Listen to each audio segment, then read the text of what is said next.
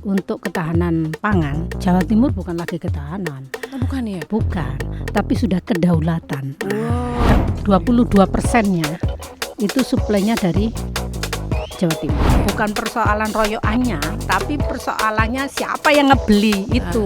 Hari ini antara off farm dengan on farm itu lebih kaya off farm, Mbak. Dibeli dari rakyat, dari desa setempat, dijual oleh rakyat, hasilnya untuk rakyat, untuk rakyat. Harapannya kan seperti itu formula.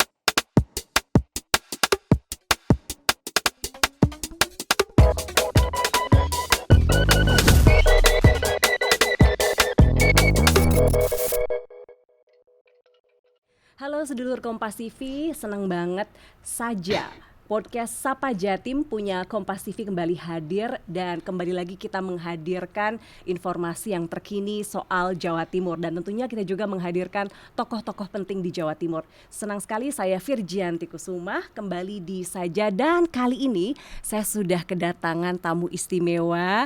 Ini selebritis Jawa Timur.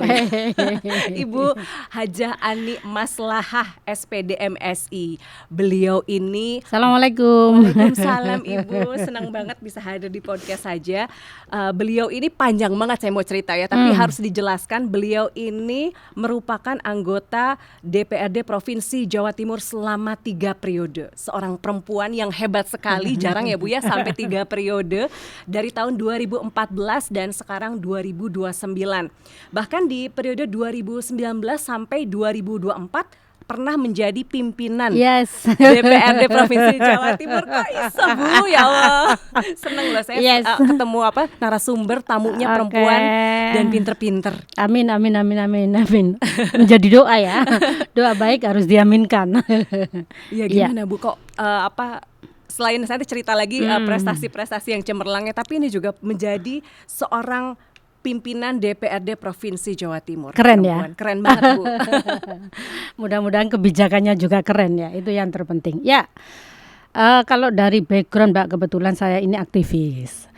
Jadi ketika masa sekolah mulai OSIS, kemudian dulu belum BEM, HMJ Himpunan Mahasiswa Jurusan Senat, saya juga aktif di kemasyarakatan. Saya kebetulan saat itu IPPNO. Saya sampai pada tingkatan wilayah sih, tapi tidak ketua umum kalau wilayah. Mulai ranting kecamatan hingga kabupaten saya ketua umum. Di wilayah zamannya Mbak Ida Fauzia, mantan Menaker. Saya waktu itu sekretaris satunya. Gitu kira-kira. Sehingga 2004 saya sudah di DPR, tapi di kabupaten. 2 periode. Mbak Ida ke pusat, saya ke kabupaten. Ceritanya seperti itu. Saya berawal dari ketika aktif di organisasi kemasyarakatan itu yang namanya organisasi ya, melakukan giat-giat sosial itu menjadi hal yang wajib, kira-kira kayak gitu. Menjadi decision maker dalam kegiatan sosial kemasyarakatan, senang lah kira-kira bisa menyapa dan bisa berbagi ya. Maka kayaknya sih akan lebih asik lagi ketika itu kita expand ke dunia politik, karena kalau kita lihat trias politika itu kan ada 3 kekuasaan, salah satu yang paling strategis adalah DPR. Kenapa? Karena segala formulasi kebijakan baik dari APBD, regulasi itu dibikin oleh seorang legislatif. Karenanya bagi saya legislatif ini bagian dari organisasi politik yang strategis untuk bisa membuat policy yang berpihak kepada masyarakat, laki-laki kayak gitu. Itu sejarahnya seperti itu. Kalau saya lihat juga Ibu pernah jadi ini ya, guru SMK. Ya. Tapi kemudian justru hobi-hobi berorganisasi itu yang justru menggiring masa depannya sampai saat ini. Ya. Kalau dilihat dari sejarah S1 saya memang IKIP. Kala itu IKIP Surabaya. UNESA kalau sekarang UNESA. Maka tentu saya dicetak untuk jadi guru. Karenanya sejak 95 hingga 2004 saya guru SMK UPM Sepanjang. Kemudian karena terlibat dalam dunia politik praktis, saya masuk ke pengurusan. Kebetulan saat itu Nahdlatul Ulama memfasilitasi berdirinya PKB. Saya representasi IPPNO kala itu, ketua IPPNO Kabupaten. Maka saya direkrut menjadi pengurus sekaligus pencalonan nomor 1 hingga saat ini nomor 1 terus. Selalu nomor 5 1 ya? periode itu saya nomor 1 terus. Luar biasa ini. Tapi suara saya tetap terbanyak sekalipun sistemnya bukan urutan ya. Iya. Sistemnya awal-awal urutan nih, tahun 2004 masih urutan. Sekalipun saya urutan, saya tetap terbanyak kala itu. Sampai pernah dapatin hadiah televisi yang saya sumbangkan kepada security di kantor DPC PKB. Saya masih ingat itu awal-awal jadi dewan. Terus sampai saat ini. Sehingga kalau dihitung ya 5 periode lah 5 ya. periode ya. Kok bisa mengumpulkan simpatisan sebanyak dan seloyal itu? Resepnya gampang. Modal itu kan tidak harus finansial ya. Modal sosial itu lebih efektif sesungguhnya. Karena tentu ketika kita aktivis, popularitas pasti akan mengikuti kita. Ketika kita banyak menyapa, ketika kita banyak hadir di tengah kebutuhan masyarakat, maka pasti akan berefek pada elektoral. Kalau sudah popularitas sudah dapat, elektoral dapat, tinggal elektabilitas, kira-kira seperti itu. Saya pikir itu akhirnya tentu jaringan kami, karena saya kebetulan juga selain ketua IPPNU kala itu saya pernah ketua perempuan bangsa kabupaten, pernah perempuan bangsa Jawa Timur, dan ketua kaukus perempuan politik di Jawa Timur. Lah bekal itulah menjadikan jejaring kami semakin luas tentunya. Semakin banyak orang yang mengenal, semakin memudahkan popularitas saya terjangkau hingga pada pelosok-pelosok. Terutama emak-emak, kira-kira kayak gitu sejarahnya. Kalau saya lihat Ibu tuh berjuang dari Sidoarjo, memulai semuanya dari Sidoarjo, berjuang dari Sidoarjo sampai sekarang bertahan juga tetap untuk Dapil Sidoarjo. Iya. Kenapa gitu, Bu? Pastinya partai ya yang menentukan, tetapi kebetulan di PKB ini asas demokrasi berangkat dari bottom up itu sangat dihargai. Jadi ya karena saya domisili Sidoarjo, saya kira-kira banyak melakukan penyapaan ke masyarakat Sidoarjo, maka secara politiknya ya bagus terjun di daerah itu. Artinya mudah untuk bisa mendapatkan simpati dan suara masyarakat ya. Kira-kira kayak gitu. Jadi saya memang ingin di situ, ya, partai mengiyakan, memberikan disposisi bahasa seperti itu, ya sudah. Mengenal dan mempercayakan keterwakilan mereka sama Ibu itu kan hal yang berbeda. Mengenal belum tentu mau memilih Ibu, tapi kok mereka begitu setianya. Waduh, yang jawab ini kayaknya harusnya masyarakat ya. Harusnya masyarakat, karena kalau aku yang jawab pastinya jawabannya bagus-bagus kira-kira kayak gitu. Tapi setidaknya sebuah proses itu kan ukuran analisanya itu kan pada titik output seorang legislatif ya suara kan begitu. Kebetulan suara saya di atas 100 terus ya, kebetulan sekitar 120-an lah untuk satu kabupaten, dan itu cukup besar bagi seorang DPRD tingkat provinsi. Ya bisa jadi politik itu kan butuhnya hadir ketika masyarakat butuh, itu aja sih. Terutama saya lebih pada di dunia pendidikan, Pak. Orientasi saya sederhana bahwa sebuah kemajuan bangsa itu akan bisa terdongkrak pesat manakala SDM-nya kuat. Nah, ngomong SDM maka institusi terbesarnya adalah pendidikan, harus bagus. Itu filosofi itu yang menjadi saya dari sekian sektor yang lebih banyak untuk kami perjuangkan adalah pendidikan. Makanya alhamdulillah untuk dunia pendidikan di Sidoarjo ukurannya adalah IPM, juga enggak jauh-jauh banget dengan Surabaya. Dari 38 kabupaten kota, Sidoarjo nomor 2 setelah Surabaya. Di Jawa Timur. Nah, ukuran IPM itu kan 3, pendidikan, kesehatan, ekonomi. Nah, maka saya bergerak di situ dan cukup lama saya di pendidikan. Hari ini saya geser ke perekonomian. Karena ketika SDM-nya udah kuat, kemudian pertumbuhan ekonomi agar bisa di-push lebih tajam lagi, ya perekonomiannya harus bangkit. Salah satunya adalah UMKM ya, karena memang dari sekian sektor supporting PDRB, UMKM lah yang paling berjuara, 32% dari populasi, dari semua sektor usaha yang ada di Jawa Timur. Kalau saya lihat ya dari mungkin wawancara Ibu sebelumnya dengan media, kemudian dari upaya-upaya yang dilakukan di DPRD, ini UMKM itu betul-betul satu bidang yang Ibu sangat-sangat concern. Iya. Hari ini itu. Hari ini ya, yang lalu-lalu itu pendidikan. Tapi ya tetap hari ya. Ini kayaknya UMKM ya. Apakah karena memang UMKM inilah yang satu-satunya yang bisa bertahan di antara Betul. sulitnya tekanan? Dan itu sudah terbukti ketika COVID. Satu-satunya sektor ekonomi yang bertahan tak lekang oleh waktu dan zaman dan keadaan. Dari mulai Krismon ya Bu, Krismon sampai kemarin COVID itu tetap bertahan ya? Iya, apalagi eranya digitalisasi sehingga perdagangan bisa dilakukan secara online. Nah, itu menjadikan salah satu support. Kenapa kemudian UMKM salah satu yang mempunyai effort besar lah untuk pertumbuhan ekonomi Jawa Timur. Apakah ada mungkin faktor-faktor lain selain tugas ya Bu di DPRD, mungkin di lingkungan Ibu yang menyebabkan ini UMKM ini perlu diperjuangkan? Ya, kebetulan Sidoarjo sekali lagi nomor 2 setelah Surabaya.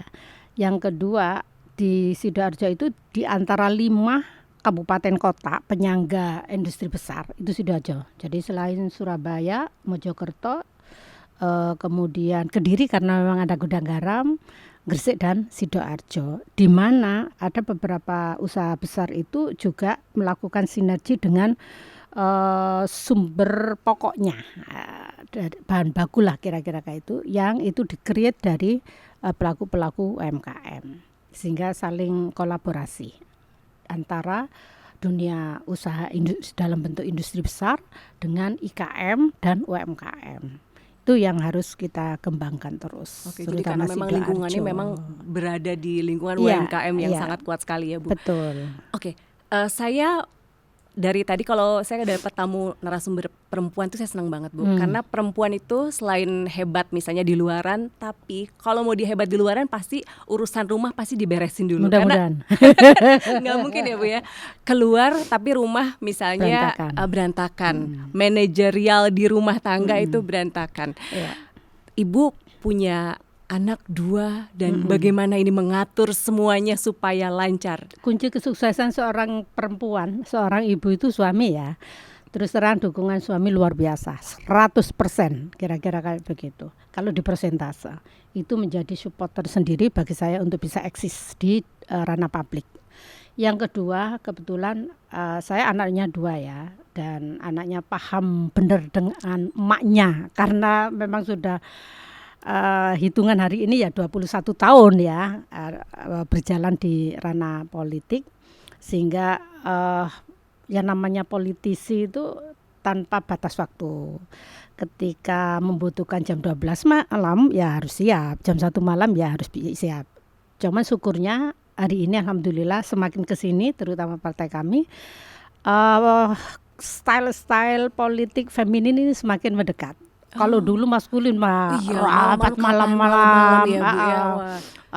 Forum banyak rokok, kira-kira kayak itu. Sekarang alhamdulillah sudah ada perubahan yang sangat signifikan, sehingga kami perempuan ini semakin enjoy lah di ranah politik, terutama dari partai kami, dari PKB.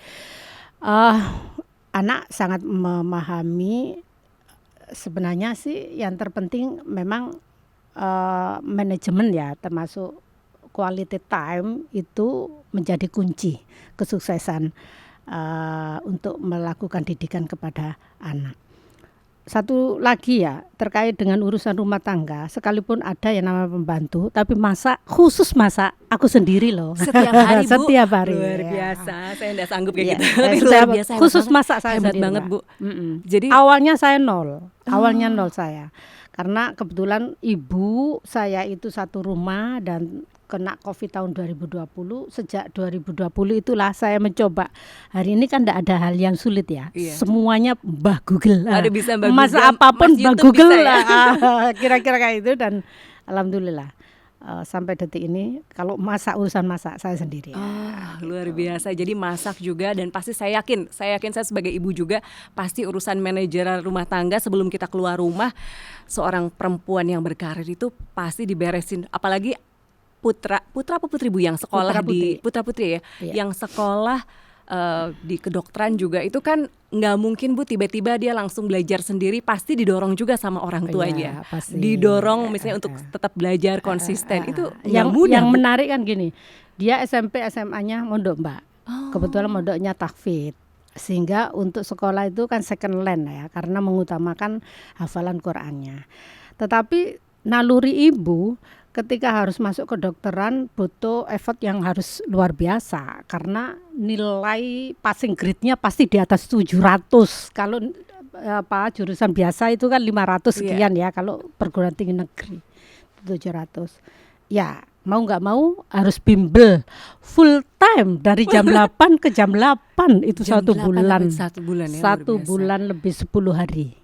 Itu memberikan Dan saya mengantar Mengantar dengan supir tentu. Oh, iya. Untuk supaya anak termotivasi, intinya dampingan saya penuh.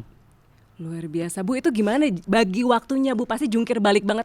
Enggak Membagi juga. waktu dengan bapak, dengan anak-anak, pekerjaan. Kalau lakukan dengan niatan yang baik, enjoy aja sih, fine aja.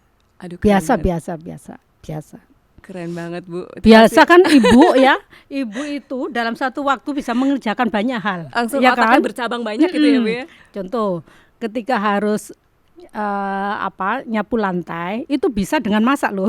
Kan begitu ya. Bisa dengan mencuci. Kalau mencucinya dengan elektronik, tentu kan 3 bisa dilakukan bareng-bareng kira-kira. Jadi benar-benar multitasking itu dipraktekkan di rumah sendiri. Iya. Luar biasa. Ibu, saya tadi sudah ngobrol soal keseharian ibu yang menurut saya sih luar biasa banget. Tapi yang lebih luar biasa lagi dengan background pendidikan di UNESA dulu, IKIP ya namanya. Ya, IKIP. Kemudian berjuang di dunia pendidikan di DPRD, sekarang beralih ke ekonomi di Komisi B. Ya. Yang sangat maskulin Bu ya, membawahi. Enggak Enggak juga ya. Ini membawahinya yang ruwet-ruwet Bu. Ada perekonomian, perindustrian, perdagangan, pertanian, peternakan, kemudian perkebunan, kehutanan, pengadaan pangan dan logistik, koperasi, pariwisata, ekonomi kreatif, sampai pengelolaan wilayah laut juga. Yap, perikanan dan kelautan. Perikanan dan kelautan. Ruwet kan Bu? Enggak, biasa aja. Wah, enggak ruwet Bu? Ya, semuanya kalau dilakukan biasa sih semuanya. Pastilah segala dimanapun bidang kira-kira kayak gitu. Yang penting senang. Ketika senang akan tumbuh rasa cinta. Ketika cinta apapun dilakoni kira-kira. Gitu ya Bu ya. Iya. Jadi kalau misalnya apalagi kan Jawa Timur tuh di targetnya gede banget Bu. Iya, betul. Lumbung padi nasional. Iya. Terus pengadaan sapi potong, susu. Terus udah gitu garam. Terus tembakau juga. Semuanya di targetnya. Nah, secara nasional tuh kita harus penyuplai terbesar. Bagaimana menghadapi demand yang begitu luar biasa? Ya, perlu saya sampaikan pada pemirsa, alhamdulillah Jawa Timur ini ada 8 komoditi yang menjadi buffer stok nasional. Seperti yang sudah disampaikan Mbak Virgi tadi itu. Maka kalau hari ini pemerintah nasional mendeklir untuk ketahanan pangan, Jawa Timur bukan lagi ketahanan. Oh, bukan ya? Bukan, tapi sudah kedaulatan. Nah, kenapa kedaulatan? Karena surplus. Arti padi saja ya. Padi itu tahun 2024 kita di angka 5,7 juta ton. Kebutuhannya sekitar 5,1 juta ton, ada surplus sekitar 600-an ya untuk kebutuhan nasional. Tahun ini 2025 ketika ketahanan pangan nasional, Jawa Timur ditarget ke angka 7. Alhamdulillah hasil rapat progres di Juli kemarin itu sudah 6 sekian, sudah mendekati ya 7 target. juta ton. Artinya surplusnya di angka sekitar 2 juta. 2 juta itu kalau dipakai makan untuk orang luar Jawa bisa untuk 8 sampai 10 provinsi loh, Mbak. Kira-kira gitu hitungan matematikanya. Itu padi. Jagung juga demikian, dari 15 juta ton sekarang hampir 6 juta ton adalah Jawa Timur. Begitu juga sapi potong. Sapi potong itu produk nasional 432.000 ton, Jawa Timur 97.000 ton. Artinya 22%-nya itu suplainya dari Jawa Timur. Sementara kebutuhannya sekitar 724.000 ton. Jadi memang Kesimpulan secara nasional daging itu memang minus. Minus, defisitnya sekitar 300-an, tepatnya 294.000 ton. Itu untuk sapi potong. Tapi kesimpulannya Jawa Timur surplus. Artinya itu PR-nya nasional ya, tapi kalau PR-nya regional kita surplus. Sudah surplus ya Bu ya. Ya, karena kita hampir mendekati 100.000 ton. Kebutuhan kita ya sekitar 70-an lah. Artinya masih ada surplus untuk bisa dipakai di daerah lain. Itu. Susu juga begitu. Artinya sapi perah. Sapi perah itu produktivitas nasional 4,7 juta ton. Indonesia nasional kita 4,7 kebutuhannya. Produktivitasnya 1 juta ton. Dari 1 juta ton 58%-nya berarti kan 460 sekian ribu ton Jawa Timur supporting susu. Tetapi kalau generalisir kebutuhan susu baru tercapai secara nasional hanya 22%. Jadi artinya 78% itu impor. Kita kekurangan banyak sapi perah. Tapi kalau ngomong regional selesai kan? Iya, sudah surplus karena ya. Kemudian ikan tangkap secara nasional terbesar nomor 1 Jawa Timur. Tapi kalau pembudidaya kayak tambak begitu memang nomor 3. Setelah Sulawesi Selatan, NTT baru Jawa Timur. Garam juga demikian. Hanya memang ada persoalan di garam itu bahwa kandungan unsur HCl-nya itu masih 94,7%. Sehingga masih fungsi domestik. Fungsi logistik. Sementara garam industri itu butuhnya 97 atau minimal 95,7% unsur HCl-nya. Mulai dari untuk kosmetik, untuk kimia farma, untuk lain-lain sebagainya lah. Satu sisi lain PT Garam yang mempunyai fungsi untuk memastikan ketersediaan garam nasional, dia memproduksi seperti yang diproduksi oleh rakyat, garam rakyat. Inilah yang menjadi persoalan di Jawa Timur hari ini, berakibat kepada HPP untuk garam per hari ini pemerintah belum pernah menyampaikan implikasi, belum pernah memberikan HPP. Implikasinya adalah fluktuasi harga garam petani ini sangat tajam. Alhasil seringkali ketika panen saja mengikuti sistem betul, pasar. Seringkali ketika panen raya karena sistem pasar yang memainkan, tengkulak yang memainkan, inilah hampir 40% lahan garam Jawa Timur ini masih menjadi tanah idle, nggak digarap. Bahasa kasarnya adalah antara kos pengelolaan dengan laba yang didapat ini tidak linier. Ini yang menjadi persoalan serius. Satu sisi serapan PT Garam terhadap garam rakyat itu kecil. Ini yang perlu mendapat perhatian serius oleh pemerintah pusat. Satu di antaranya serapan garam rakyat harus diperbesar lagi. Intinya tata niaga, Mbak, itu garam ya. Jagung sudah. Gula kita juga tertinggi nasional. Sekalipun kondisi PTPN 11 ya, kalau gula di Jawa Timur ini sudah mulai ada keusangan di teknis permesinan produksinya ya Bu ya. Itu ada impactnya apa?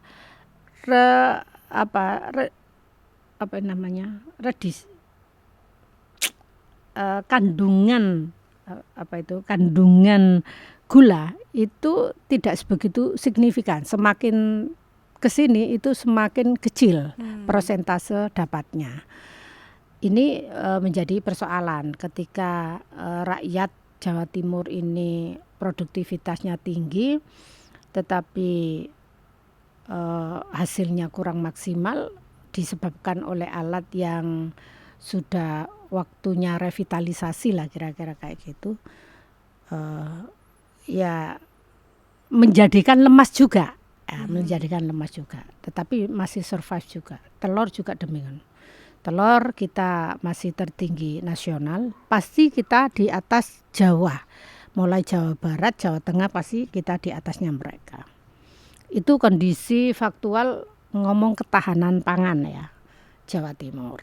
Jadi dari tinggal kondisi agribisnisnya luar biasa sebenarnya Jawa Timur. Oh iya, effortnya luar biasa. Tinggal memang pengawalan pada tata niaganya agar NTN, nilai tukar nelayan, NTP, nilai tukar petani ini signifikan, sehingga kesejahteraan itu benar-benar bottom up, berasal dari bawah, terutama adalah para petani-petani on farm.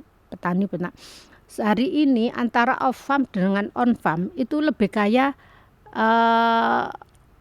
off farm, Off farmnya ya.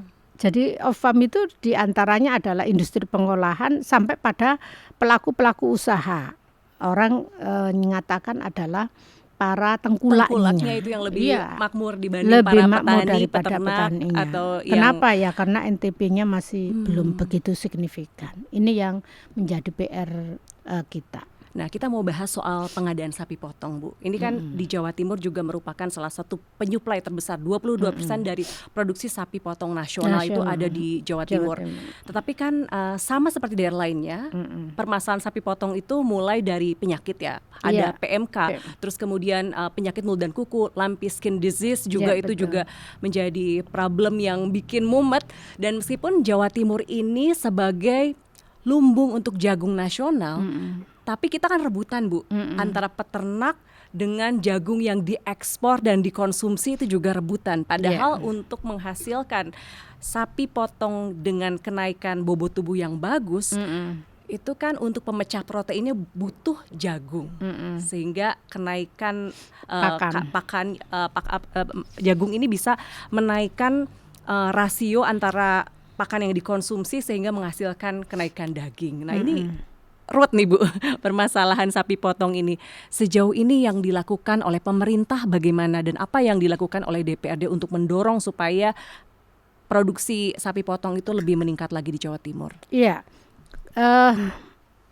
sekali lagi ya saya menekankan bahwa Jawa Timur produktivitasnya itu tertinggi nasional. Tetapi memang antara tahun 2023-2024 ini ada penurunan, sekalipun tidak signifikan. Saya melihat memang dukungan anggaran kala itu tidak begitu kuat untuk peternakan. Ya, satu diantaranya ada refocusing pasca COVID itu kan masih berlalu terus ya untuk menyelesaikan persoalan kesehatan itu. Maka yang dilakukan di Jawa Timur melakukan peningkatan kualitas makanan ternak agar berimpak kepada tumbuhnya daging yang lebih signifikan, lebih berat lagi kira-kira. Jadi mulai dari pelatihan hingga ada subsidi makanan ternak untuk akomodasi kala itu. Yang kedua memang Jawa Timur banyak mendatangkan sapi apa ya namanya itu indukan. Sapi indukan itu sapi yang breedernya ya Bu ya. digemukkan. Iya. Jadi bukan sapi untuk dikembangbiakkan, tetapi sapi digemukkan dari beberapa daerah, termasuk dari Bali setahu saya, dari Sulawesi, yang mudah untuk bisa adaptasi dengan lingkungan Jawa Timur. Itu untuk itu. Yang ketiga memang ada fasilitas-fasilitas al-sintan istilahnya, alat yang bisa dijadikan intervensi untuk memacu pertumbuhan ternak dan memudahkan pelayanan untuk memunculkan produktivitas itu diantaranya, sehingga besar harapan target tahun 2025 yang dicanangkan oleh nasional ini bisa tercapai setidaknya sama dengan tahun 2023. Tetapi sekali lagi, sekalipun seperti itu, Jawa Timur masih mendominasi untuk itu. Itu yang bisa dilakukan sih selama ini. Nah, ini untuk kesulitan pangan kan itu sempat ada bantuan ya. Soal rebutan jagung nih Bu, kan peternakan itu kan rebutannya jagung juga ada kebijakan impor. Kemudian untuk jagung itu kan selain ke sapi potong kan juga rebutan sama peternakan ayam juga, karena untuk menghasilkan telur omega yang bagus kan dia butuh jagung yang banyak juga. Sebenarnya ya tadi saya sudah sampaikan ya, secara nasional dari 15 juta ton produktivitas 5, sekian juta ton, hampir 6 juta ton di tahun 2024 itu dari Jawa Timur. Artinya kan terbagi menjadi 38 provinsi, artinya kan supportingnya sangat signifikan. Yang kedua, sebenarnya menu makanan ternak itu tidak hanya jagung, masih ada umbi-umbian yang lain. Kebetulan di tahun Pak Jokowi itu ada gerakan pangan lokal, terhadap daerah tertentu penghasil bahan pokok, maka itu diberdayakan. Satu contoh di daerah Mataraman, Madiun, kemudian Tulungagung, Pacitan, Porang besar kami. Ini juga salah satu menu yang menjadi alternatif, sehingga tidak ada lagi bahasanya royoan, kira-kira kayak begitu, karena masih ada varian-varian makanan alternatif makanan yang bisa dipakai ya, asupan-asupan yang dipakai untuk para peternak. Itu salah satu langkah yang sudah dilakukan 3-4 tahun yang lalu di Jawa Timur, sehingga bagi kami temuan di masyarakat tidak sebegitu signifikan sih terhadap royoan-royoan tadi itu, karena kebetulan tanaman lokal Jawa Timur juga sudah diberdayakan 3-4 tahun yang lalu itu. Apalagi produktivitas jagung kan ya besar juga. Itu. Mungkin ada yang jadi persoalan di tahun-tahun hari ini, jagung itu serapan, Mbak. Serapan dari bulog ini persentasenya kecil, maka yang menjadi masalah adalah para petani jagung ini ngeluh. Kenapa? Karena harga sekali lagi ditentukan oleh pasar, dalam hal ini adalah tengkulak ya. Bukan persoalan royoannya, tapi persoalannya siapa yang ngebeli itu. Akhirnya jadi meskipun mereka fluktuasi harganya produksi besar-besaran, kalau misalnya nggak ada yang menyerap juga susah gitu ya Bu. Betul. Makanya saya berharap Koperasi Merah Putih ini kan salah satu sektor usaha yang jenis usaha yang dilakukan tidak hanya simpan pinjam nanti, tetapi bagaimana pemberdayaan potensi lokal ini yang bisa terwadahi oleh koperasi, dibeli dari rakyat, dari desa setempat, dijual oleh rakyat hasilnya untuk rakyat, dari oleh untuk rakyat. Harapannya kan seperti itu formula untuk koperasi. Jadi harapannya mungkin seperti koperasi yang sekarang berlaku di Jepang ya Bu. Di Jepang itu kan gitu ya, untuk jadi mereka memberikan subsidi juga ke masyarakat dengan menyerap. Jadi fungsi tengkolak itu diambil alih oleh koperasi merah putih sehingga kompetitif harganya. Kalau sudah demikian, maka para tengkulak, pelaku-pelaku pasar ini tidak ada keleluasaan lah untuk memainkan. Insya Allah disitulah derajat kesejahteraan mungkin akan semakin terlihat, kira-kira kayak begitu. Ini soal tadi kan sudah ngobrolin soal harga pakan dan kemudian juga kekurangan karena memang tuntutan dari nasional itu begitu besarnya. Sempat ada wacana untuk penambahan pengadaan sapi potong dan juga sapi perah. Nah ini sejauh ini update-nya bagaimana? Ya, kalau secara nasional kita belum dapat update. Kebetulan 2 minggu lalu kita hearing dengan Dinas Peternakan, belum ada informasi terkait dengan intervensi policy itu. Begitu juga untuk Jawa Timur. Kebetulan kami Komisi B itu mengusulkan itu. Apa sih persoalan di peternakan Jawa Timur? Ternyata sapi perah. Sekalipun kita 58% mendominasi, tetapi dari kebutuhan susu 4,7 juta hanya 1 juta, artinya kan minusnya banyak banget. Ya solusinya analah harus mendatangkan sapi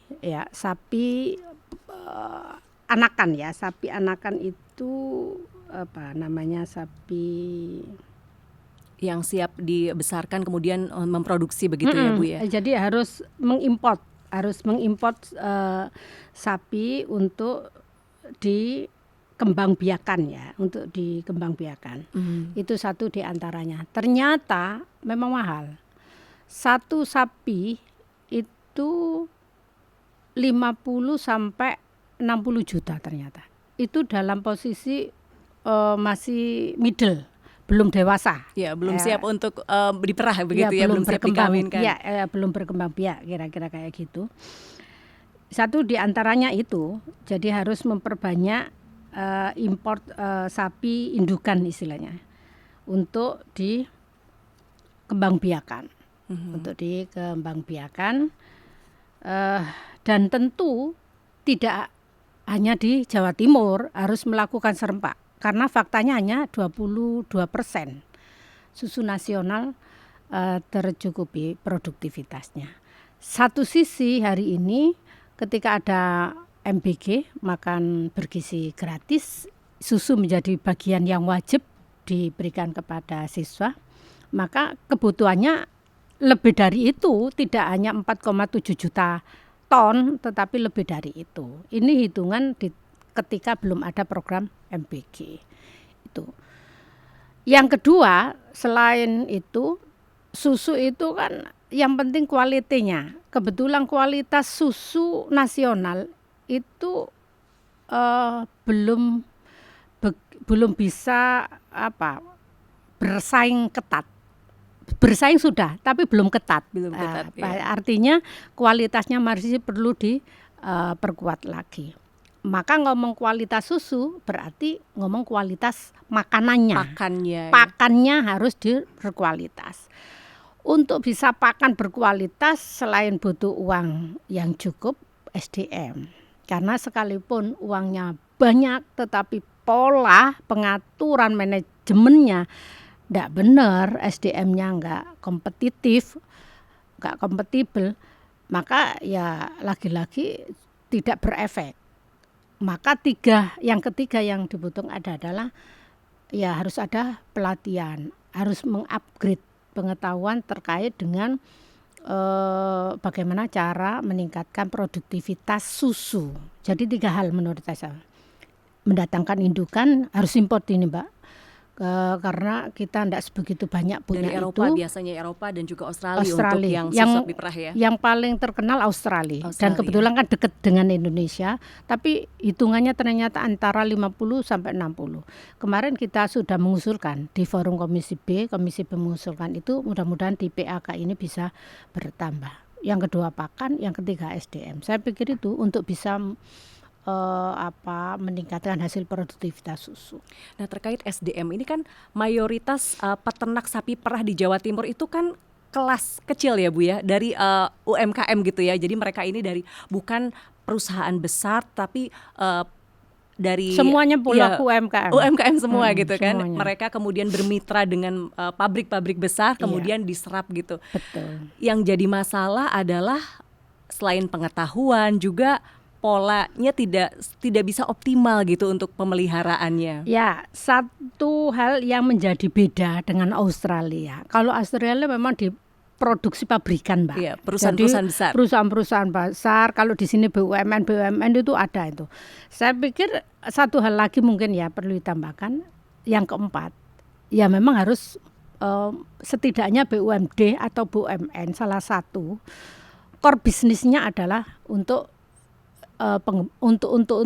penyiapan produktivitas sapi perah itu. Dan sampai saat ini tidak ada BUMD yang bergerak di sapi perah. Belum ada. Ya, nanti kita usulkan di Jawa Timur ya. Iya, karena kita punya 7 BUMD, belum ada core bisnis yang kaitannya dengan peternakan. Iya. Secara menarik ini dunia saja tokoh-tokoh penting dunia rebutan beli lahan untuk peternakan, pertanian.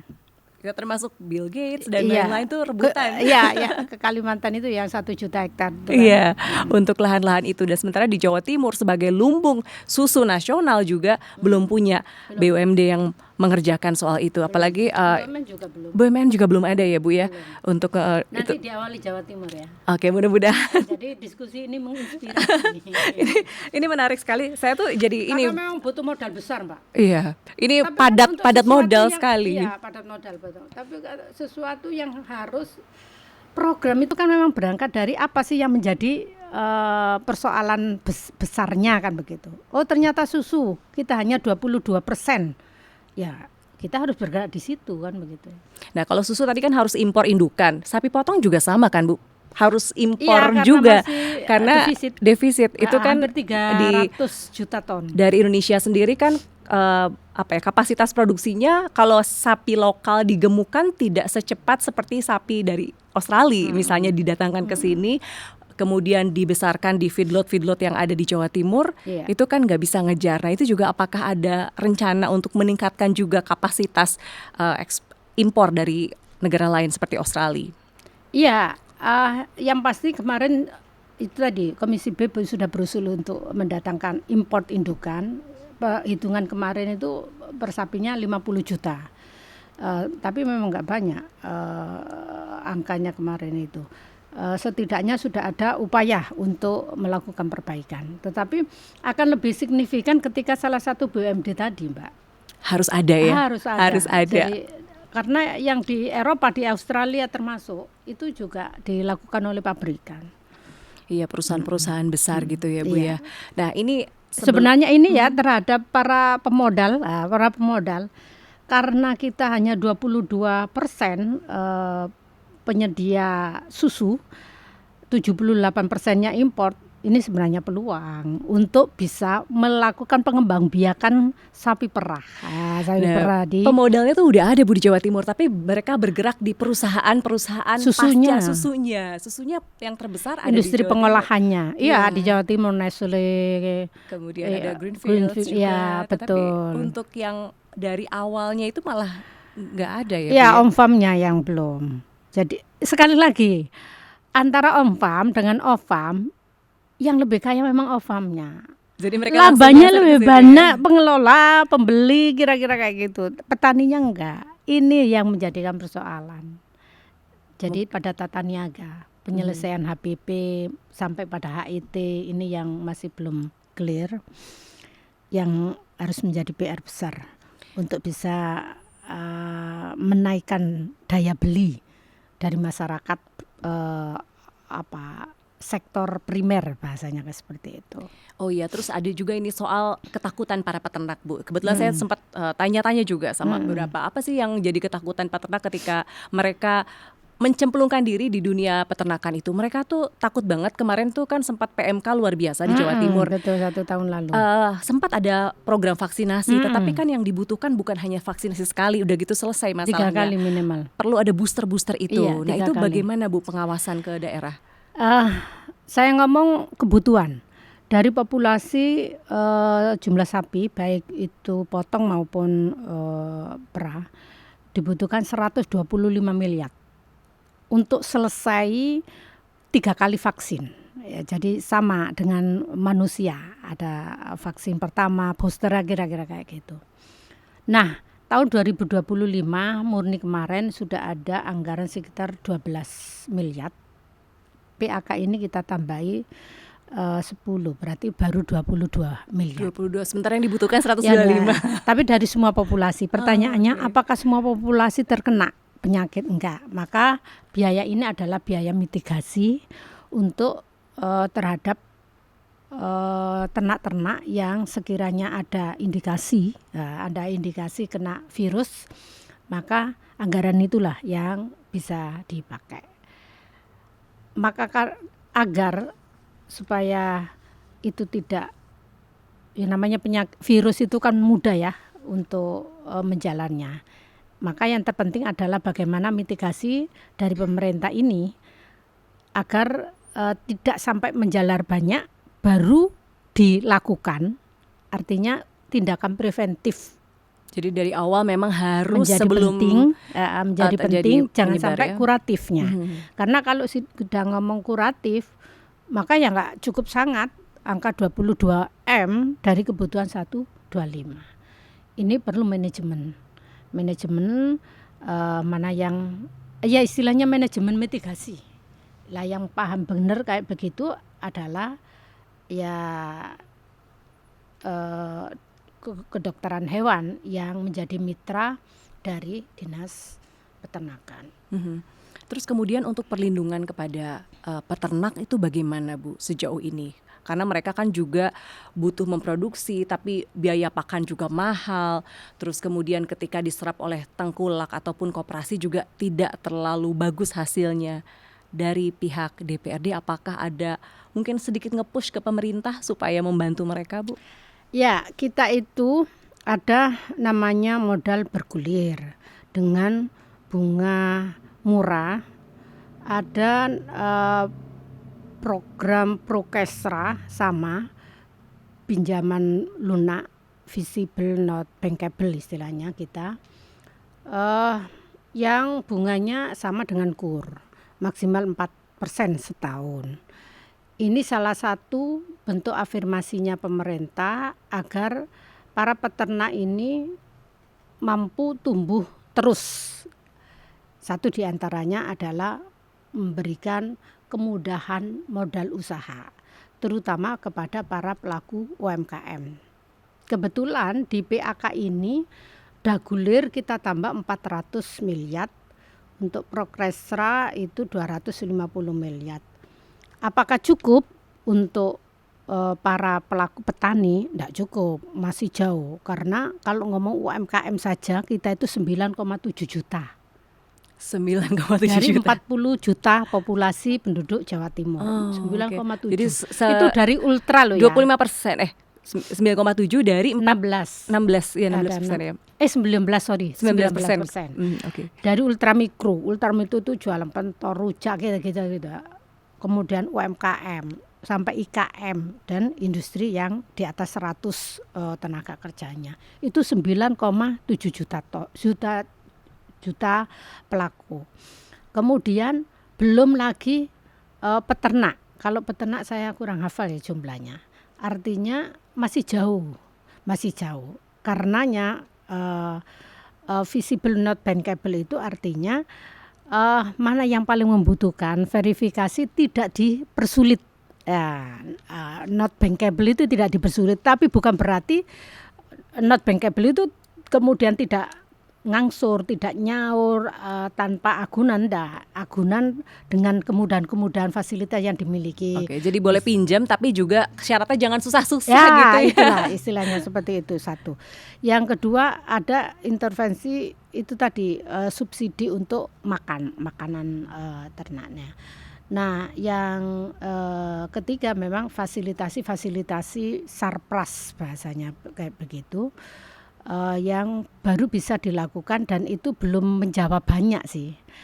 Jadi saya melihat sektor primer Jawa Timur bisa menjadi buffer stock, mulai dari peternakan, pertanian, perkebunan hingga perikanan itu masih given, Mbak. Karena SDA kita melimpah, masyarakat kita memang Jawa Timur lebih banyak sektor primer, petani, peternak itu kayak begitu. Sehingga bahasanya gini, ada dan tidak ada intervensi pemerintah, mereka tetap bisa eksis. Bisa urip gitu ya, Bu? Bisa urip. Itu kehebatan wong Jawa Timur.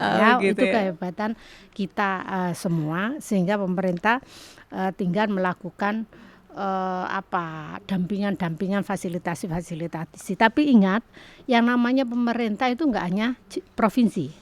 Ada pusat, ada kabupaten kota, yang semuanya ini lakukan sinergi, kemitraan. Ketika pemerintah provinsi tidak bisa menganggarkan itu, maka pemerintah kabupaten. Contoh, apakah ada bentuk konkret perlindungan peternak ketika peternak ini bangkrut akibat mati semuanya, akibat virus, PMK dan lain sebagainya? Di Jawa Timur belum, tetapi di beberapa kabupaten ada. Tapi kalau Jawa Timur pertanian ada, namanya perlindungan petani. Jadi perlindungan itu perlu ada untuk di peternak juga gitu ya? Ya, betul. Salah satu bentuknya diikutkan asuransi. Diikutkan asuransi yang preminya itu petani hanya bayar 0,5%-nya. 3%-nya, 2,5% kan bayar 3% ya, 2,5%-nya dari anggaran APBD Jawa Timur. Kita ada perda perlindungan petani. Hari ini DPR Komisi B menginisiasi perlindungan 3 sektor. 1 nelayan, 2 pembudidaya ikan, yang ketiga garam. Jadi pemberdayaan dan perlindungan petani, garam, nelayan, dan pembudidaya ikan. Yang peternak belum. Peternak belum ya. Jadi itu sehingga ini PR-nya berikutnya ya. PR yang harus dilakukan. Kalau misalnya saat dapat kesempatan untuk bicara nih Bu, boleh pilih ke masyarakat, boleh ke stakeholder atau ke pemerintah untuk menyuarakan soal permasalahan sapi potong ini. Saya kasih waktu beberapa detik saja untuk bicara. Ibu ingin bicara sama siapa? Iya. Saya berharap pemerintah baik pusat, provinsi maupun kabupaten kota ingat bahwa di Jawa Timur ini sektor primer mulai dari peternakan, perkebunan, perikanan adalah mendominasi dari supporting PDRB Jawa Timur. Karenanya seiring dengan program pemerintah ketahanan pangan, maka keseriusan untuk penanganan itu dalam bentuk keberpihakan kepada para petani ini harus dipertegas lagi. Yang kedua, terhadap para petani tetap semangat. Hari ini program pemerintah stressingnya adalah pada ketahanan pangan, maka berharap pemerintah ada keberpihakan untuk meningkatkan nilai tukar petani, nilai tukar nelayan, nilai tukar peternak dengan memberikan HPP termasuk petani garam, sehingga ada ke peningkatan yang lebih signifikan lagi terhadap kesejahteraan para petani. Oleh karenanya tetap semangat, ayo kita support, kita dukung bersama program pemerintah baik pusat pemerintah daerah agar kesejahteraan ini benar-benar bisa tercapai dengan cepat. 5-10 tahun kita tidak lagi lakukan import, tetapi dari oleh untuk kita eksplorasi potensi sumber daya kita itu luar biasa, effort SDM kita juga luar biasa. Tetap semangat, mudah-mudahan sukses. Amin, mudah-mudahan Ibu ya. Matur nuwun sangat Ibu Hajah Anik Maslahah SPD MSI sudah hadir bersama kami di podcast saja Sapa Jatim. Mudah-mudahan informasinya bisa memberikan pencerahan ya buat warga Jawa Timur. Amin, Yang bertanya-tanya amin. gimana ini soal sektor sapi potong dan lain-lainnya. Terima kasih banyak Sama-sama. Ibu. Dan saudara jangan lupa saksikan podcast saja tayang perdana di YouTube Kompas TV Jawa Timur, Kompas TV independen terpercaya. Saya Virjanti Sabkusuma, sampai jumpa.